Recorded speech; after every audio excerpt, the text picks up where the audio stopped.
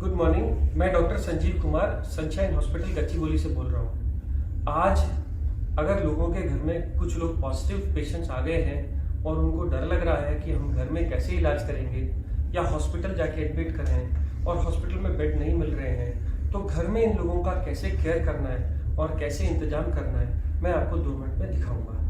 हम अपने घर में 3 सेक्शन बनाएंगे। ये है हमारे घर का पहला सेक्शन। पहले सेक्शन में वो लोग रहेंगे जिन लोगों को कोई बुखार, जुकाम या कोरोना के फीचर्स नहीं है। जाकर के सब लोग टेस्टें कराने का कोई बेनिफिट नहीं है। जो लोग इन्फेक्टेड नहीं है, जिनको बुखार नहीं आ रहा, उनको सिर्फ 2-3 चीज़ों की ज़रूरत है। रोज अपना टेम्परेचर चेक करिए, फ्रीक्वेंट हैंड वॉश करिए, अगर घर में दूसरे से इंटरेक्ट कर रहे हैं तो फेस मास्क का यूज़ करिए और सोशल डिस्टेंसिंग, 1 हाथ की दूरी पे रहिए।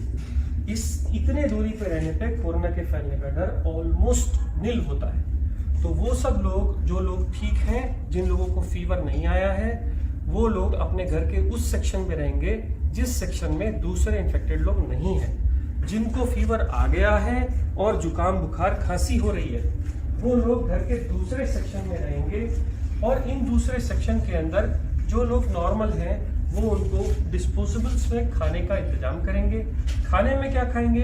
खाने में कोई भी वेजिटेरियन फूड, क्योंकि भूख कम हो जाती है, स्मेल कम हो जाती है, इसको आने में 1 महीना लगता है।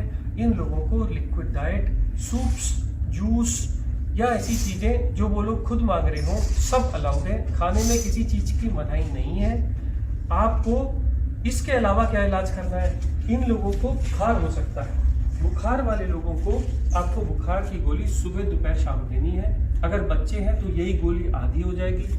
अगर बिल्कुल खाना नहीं खा रहे तो ORS का सोल्यूशन देना है। कुछ लोगों को vitamin B, vitamin C, vitamin D, मैंने प्रिस्क्रिप्शन अपने व्हाट्सएप स्टेटस पे एक प्रिस्क्रिप्शन डाला हुआ है। इस प्रिस्क्रिप्शन को अगर आप प्रिंट करो तो ये कहता है कि आप पहले तो 1, 2 और 3 विटामिन हैं, अगली 2, एक तो फीवर की और जुकाम, बुखार, खांसी और गले दर्द की दवाइयाँ हैं। ये दवाइयाँ आप लीजिए। इस पर्चे से आप ये सिम्टोमेटिक ट्रीटमेंट कर सकते हैं। नॉर्मली कोरोना वायरस एक नॉर्मल सा माइल्ड सा वायरस है। 99% लोग इससे ठीक हो जाते हैं और उनको कुछ और चीज़ की ज़रूरत नहीं पड़ती। बट 1% लोग जब बीमार होते हैं तो उनका बुखार बहुत तेज हो जाता है, वो लोग खाना खाना छोड़ देते हैं और उनकी ऑक्सीजन सैचुरेशन कम होने लगती है। हैबत होने पे ऐसे लोगों के लिए घर में हम लोग पल्स ऑक्सीमीटर लेके आते हैं। ये पल्स ऑक्सीमीटर हम पेशेंट्स को रोज लगाएंगे। लगाने के बाद, ये कनेक्ट करने के बाद, एक बटन दबाने से पल्स ऑक्सीमीटर ऑन हो जाता है और ऑन होने पे थोड़ी देर वेट करना है। ये आपको पल्स दिखाने लगता है। जब ये पल्स दिखाएगा तभी उस वैल्यू को मानना है। जब ये वैल्यू आ जाएगी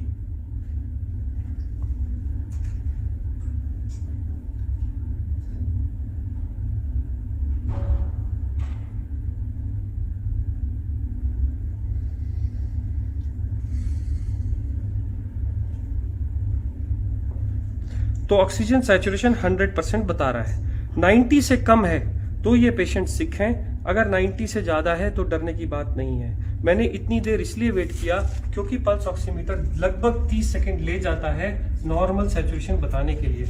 अब मान लीजिए अगर ये लोग 90 से कम ऑक्सीजन पे आ गए हैं, अब इनको हॉस्पिटल की फैसिलिटी पे ले जा रहे हैं पर बेड नहीं मिल रहे, तो हम क्या करें? तो हम अपने घर का एक और सेक्शन सिक पेशेंट्स के लिए तैयार करेंगे, जिनकी एंट्री, जिसमें नॉर्मल लोग कोई भी एंटर नहीं करेंगे, और इन सब लोगों को हम 14 दिन के लिए आइसोलेट करेंगे।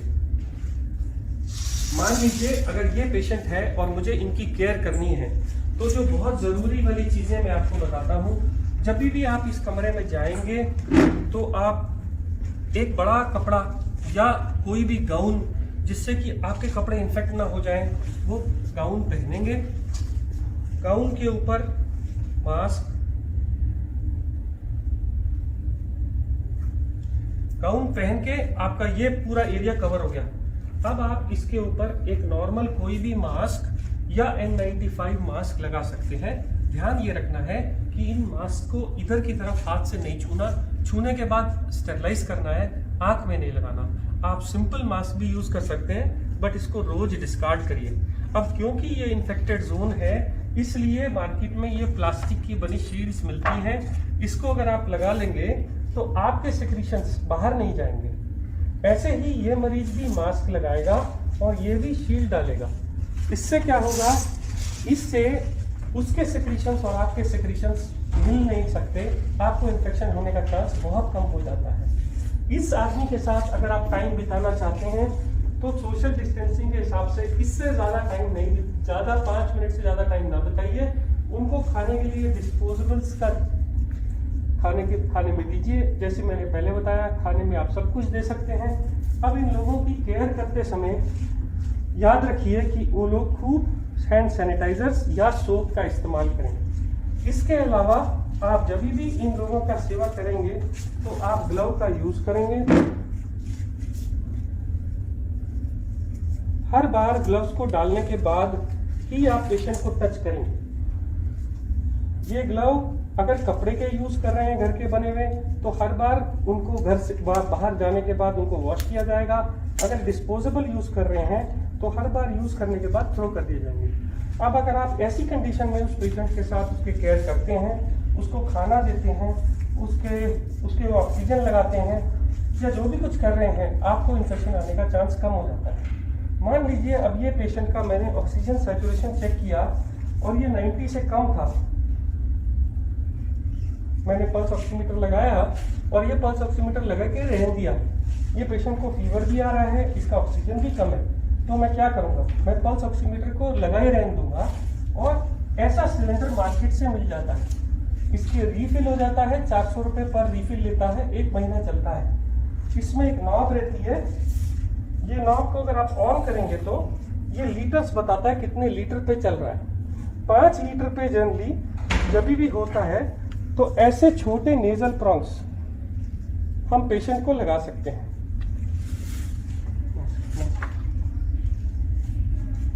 ऐसे नेजल प्रॉन्ग लगा सकते हैं। नेजल प्रॉन्ग लगाने के बाद आप ये पल्स ऑक्सीमीटर की रीडिंग देखिए कितनी आ रही है। अगर ये 90 से ज़्यादा नहीं आ रही और पेशेंट को तभी भी हैबत हो रही है, तो आप ये नेजल प्रॉन्ग हटा के मार्केट से ये बड़े वाला मास्क ला सकते हैं। इस मास्क से अगर आप सिलेंडर पे लगाएंगे तो 10 लीटर तक एक पेशेंट को ऑक्सीजन दी जा सकती है। तब आप ऑक्सीजन चेक करिए, 5 मिनट वेट करिए ऑक्सीजन देके। इसके बाद भी अगर ऑक्सीजन इंप्रूव नहीं हो रही तो आपके पास लास्ट ऑप्शन बचती है हाई फ्लो ऑक्सीजन मास्क। ये मास्क के साथ एक गुब्बारा लगा रहता है, इसको जैसे हम ऑक्सीजन से कनेक्ट करते हैं तो ये ऑक्सीजन एक्स्ट्रा देता है और इसमें आप 15 लीटर तक ऑक्सीजन भर सकते हैं। ये गुब्बारा भर जाने के बाद जब आप लगाते हैं तो पेशेंट की हैबत या ऑक्सीजन सैचुरेशन इंप्रूव कर जाती है। इसको लगाने के बाद आप सैचुरेशन को देखते जाइए, जब वो 90 से ऊपर हो जाए उसको ऐसे ही रहने दीजिए। दिन में ये लोग मास्क 3 से 4 घंटे लगा सकते हैं और जैसे अगर हैबत होने लगे तो छोटे मास्क पे आ सकते हैं। और अगर हो सके तो सोते वक्त बेड एंड को थोड़ा ऊंचा करके रखिए। अब इस कमरे की सेफ्टी के लिए कि इन्फेक्शन बाहर न जाए, घर का बना फिनाइल या कोई भी एंटीसेप्टिक सोल्यूशन से घर का पोछा मारिए। अब आप इस कमरे से जब बाहर आने लगे तो आपको सबसे पहला काम क्या करना है, ग्लव उतार के डस्टबिन में फेंक देने हैं और ये गाउन निकाल के आपको बाहर नहीं जाना। आप ये गाउन को हटा के उसी कमरे में छोड़ देंगे, मास्क शील्ड्स उसी कमरे में छोड़ देंगे और हैंड वॉश करके आप पूरा हैंड वॉश करके इस कमरे से बाहर आएंगे।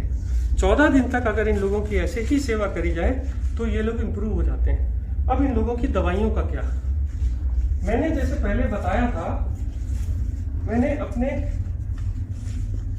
व्हाट्सएप स्टेटस पे एक और ट्रीटमेंट डाला है। ये ट्रीटमेंट उन लोगों के लिए है जिनको बेड्स नहीं मिल रहे, हॉस्पिटल फैसिलिटी नहीं है और दवाई देने का और कोई इंतजाम नहीं है। तो आप पुराने ट्रीटमेंट की तरह देखिए, ऊपर मैंने 4 मल्टीविटामिन लिखे हैं, उसके नीचे मैंने भूख लगने का सिरप लिखा है, नीचे हमने जो दवाइयाँ लिखी हैं वो सिम्टोमेटिक इलाज के लिए हैं, जैसे कि डेरिफिलिन, जैसे कि मॉन्टेलुकास्ट मैंने पहले बताई। इसके अलावा जो नीचे आने वाले इंजेक्शन या एंटीबायोटिक्स हैं जो डॉक्टर की गाइडेंस में लेने चाहिए, वो एक तो है डॉक्सीसाइक्लिन, सुबह शाम 5 दिन के लिए 10 गोलियां, ये लोग इतनी देर में इंप्रूव कर जाते हैं। और दूसरे हैं 2 इंजेक्शन एक इंजेक्शन है ब्लड थिनर का, क्योंकि कहा गया है कि ऐसे लोगों को क्लॉट्स बन जाते हैं, इसलिए ये इंजेक्शन सुबह शाम देना है डॉक्टर की गाइडेंस में। और एक स्टेरॉइड का इंजेक्शन 10 रुपए का डेक्सामेथासोन, जो दिन में एक बार लगेगा सुबह। अगर ये इंजेक्शन आपके पास में आपके घर का डॉक्टर लगा देता है तो आपको हॉस्पिटल के खर्चे या हॉस्पिटल के बेड अगर नहीं अवेलेबल है तो भी आप इंतजाम कर सकते हैं। कुछ लोग बोलते हैं हमारे पास इंजेक्शन की कोई भी सहूलियत नहीं है, कोई भी डॉक्टर नहीं आ रहा है। तो मैंने एक ब्लड थिनर एपिक्साबैन और एक स्टेरॉइड ओरल मिथाइल प्रेडनिसोलोन भी रखा है। आप इसको भी प्रिस्क्रिप्शन के हिसाब से प्रिंट करके ले सकते हैं। इतना सेटअप अगर आपके घर में है तो ये आईसीयू का काम करेगा। मैं फिर बोल दूं, आपको sanitizer, face shield, face mask, bed जिसका बैक ऊंचा हो, 3 तरह के फेस मास्क, एक ऑक्सीजन सिलेंडर, घर में फिनाइल, एक कवर, बॉडी कवर जो सेवा कर रहे हैं, मेरा प्रिस्क्रिप्शन जो मेरे स्टेटस पे लगा हुआ है इसको प्रिंट करके रख लीजिए गाइडेंस के लिए, और कुछ दवाइयां जो सब उसमें रखी हैं। हर बार ग्लव्स का यूज करिए। ये एक आईसीयू सेटअप है, क्योंकि आज भी कोरोना की कोई स्पेसिफिक दवाई या वैक्सीन आनी है और इससे ज्यादा ट्रीटमेंट अभी भी आईसीयू में नहीं हो रहा है। बहुत ही एक्सेप्शनल कंडीशन में 2 और दवाइयां हैं जो बगैर आईसीयू सेटअप के नहीं दी जा सकती।